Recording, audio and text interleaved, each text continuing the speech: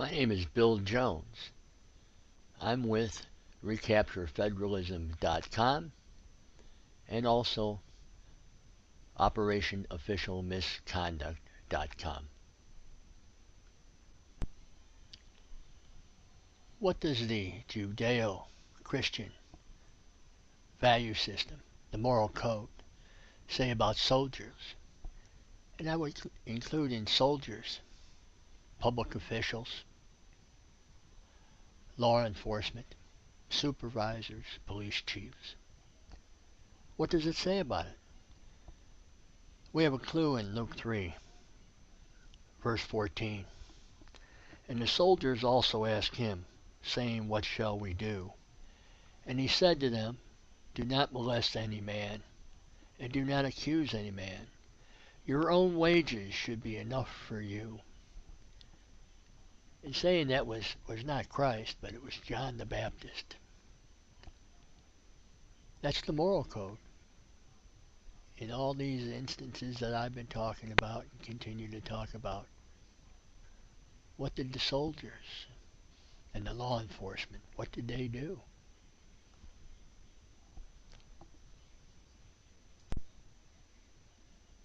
The next two incidents that I will be talking about have to do with firearms, and they are also internationally famous for the event and what happened, and for violations of human rights.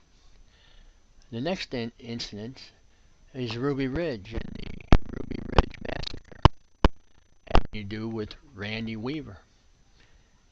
It was all set up, and the original charges had to do with firearms regulations, firearms control. You know, we have to control the population by controlling their firearms or by seizing them. And here's a prime example. In Ruby Ridge in Idaho, Randy Weaver and his family went out there living off the land. They had purchased 20 acres in a mountainous area, and they were living off the land. They just wanted to get away, self-school their kids, and be left alone. There was some involvement by Randy Weaver with the Aryan Nation. How much he was involved, who knows? There's no known violation of any crimes until there was an undercover informant or agent who coerced Randy Weaver to manufacture and sell him 2 shotguns that were under the legal or over the legal limit in length of the barrel by 1/4 inch. That started the whole thing. Then they attempted to extort Randy Weaver into testifying against the Aryan Nation. Randy Weaver refused. He wasn't going to have any part of it. Now the Idaho state constitution, in their right to bear arms, in the last sentence of that section 11, nor shall any law permit the confiscation of firearms except those actually used in the commission of a felony. So that's the state constitutional rights, right to bear arms, and that particular sentence. Well, how were they getting around this? The feds used a federal law regulation regarding the length of a barrel against a man who on his own property had these shotguns. They coerced him to sell them to an undercover agent, and that's how they were going to get him. And since he would not testify against Aryan Nation, they would intimidate him and intimidate the general populace through their actions. There then was agents had come onto the property. There was an incident with Randy Weaver's 14-year-old son, and a friend of who lived there also by the name of Harris a confrontation with ATF agents and FBI agents on the property, on the Weaver property. It ended up in the death of Randy Weaver's 14-year-old son. And interestingly enough, he was shot with a machine gun by a federal agent. The Federales, the Nationale Policia, yeah, the National Police came on a private property and killed a 14-year-old boy. Why did he have guns? He had a gun. Here are some people, no badges, no nothing, in camo. He comes upon them. He was out. The dogs had come out to, had been rousted out by sounds and human contact with the agents. Unbeknownst to Randy Weaver's 14-year-old son, who thought the dog was reacting to an animal, and he was going to shoot the animal because that's what they did. That's how they got some of their meat off the land. Oh no, they were federal agents. So men in camo on his property, and there was a firefight. First of all, before the firefight and the son, the 14-year-old boy, being killed, they shot the dog. This is a good tactic.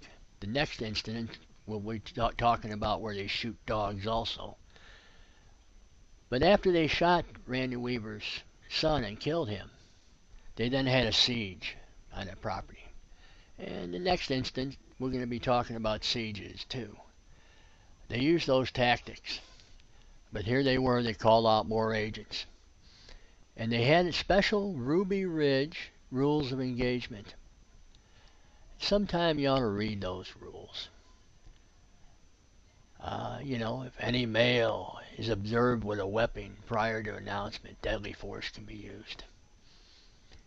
2, if any adult in the compound is observed with a weapon after the surrender announcement is made, just shoot him, If compromised by any animal, particularly dogs, that animal should be eliminated. Oh yeah, just kill the animals. Kill everything. Kill people. And 4, any subject other than Randy Weaver, Vicky Weaver, Kevin Harris, presenting threats of death or grievous bodily harm, the FBI rules of deadly force are in effect. So they're not only talking about the people on the property who live there, the residents. They can go after anybody on the property. A neighbor might come on the property. Anybody. It's not the government's property, or they think it is. It's not the government's property.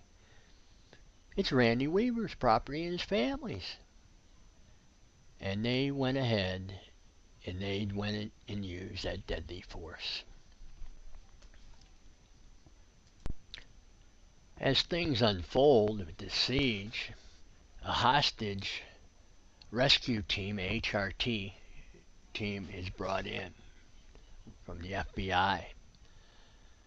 Now, you have to understand, who's the hostages here? It's Randy Weaver and his family. They're hostages to the government, and here comes the team. They're going to come in. And how are they going to rescue the hostage, the Weaver family? It wasn't very pretty. Randy Weaver is shot in the back, trying to get back to his cabin. And there's a sniper that shot him in the back as he's running away from the sniper for cover. And as the doors opens up, a sniper, a professional sniper, shoots Vicky Weaver in the head, taking part of her head off. Oh yeah, and by the way, she has an infant child in her arms. It's such a bloody mess that Randy Weaver and his daughter, Sarah, 16 at the time, think that the infant is also hit. And as they start cleaning her up to find out where she was hurt and wounded at, they realize all the blood on her is from Vicky Weaver. And there it is. A child held in the arms of mother, and the mother's head is partially removed by a sniper. Oh, America, isn't it wonderful with our federal police and what they do? There's a report Danny Colson wrote. He's the assistant director of FBI. It's interesting what he writes here. Some rough language too, but I'm going to go ahead and read it. OPR 004477, something to consider. This is from the report. 1. Charge against Weaver is bullshit. 2. No one saw Weaver to do any shooting. 3. Vicky has no charges against her. 4. Weaver's defense, he ran down the hill to see what dog was barking at. Some guys in camis shot his dog, starting shooting at him. Killed his son. Harris did the shooting of Deegan, who was an agent that was killed. He, Weaver, is in pretty strong legal position. Of course he is. Of course he is. And again, Section 17 of the Idaho Constitution. Unreasonable searches and seizures prohibited. The right of the people to be secure in their persons, houses, papers, and effects against unreasonable searches and seizures shall not be violated, and no warrant shall issue without probable cause shown by affidavit, particularly describing the place to be searched and the person or thing to be seized. Well, what are they seizing? What's the charge against him? They couldn't wait till he gets off the property? They couldn't talk to him ahead of time? They couldn't get a lawyer or someone, an intermediary, to talk to him? No, they go on his property and they quarter themselves, just like soldiers that they are, in violation of the Constitution. And Colson was right. Charge against Weaver is bullshit.